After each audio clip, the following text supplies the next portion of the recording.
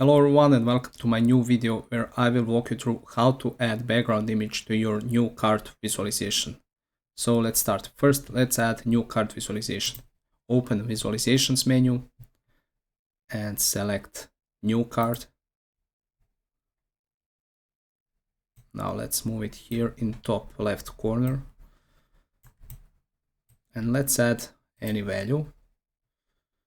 Let's add SLA compliance. Now this one, let's add total tickets. Now, next thing that we're going to do is we will open format pane.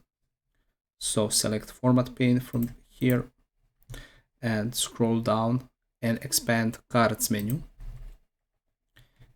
And here you will have background option, turn it on if it's off, expand it. And now here you have a background image. So let's select browse and you just need to navigate to a location where your background image is. And let me use one that I have. Let's use this one, for example. And here it is added.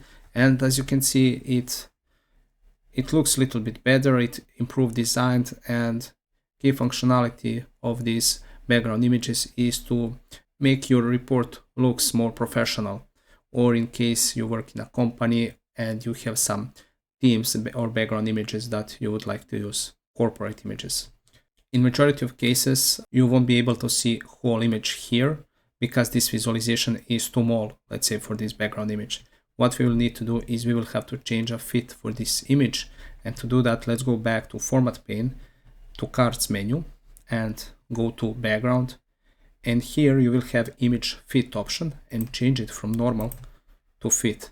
And now, as you can see, whole image is now visible and it fits to my visualization. Now let's leave it like this.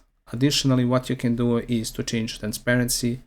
You can increase transparency. Let's set it to 70 just to show you how it looks like. This is too much, but it will match to your background canvas. Because background color of my canvas is white, also background image for this new card visualization will be lighter. So let's reduce transparency to 0. And that's it. I hope that this video helped you, and if that's the case, don't forget to like and subscribe to my channel for more Power BI useful tips. See you in one of my next videos. Bye.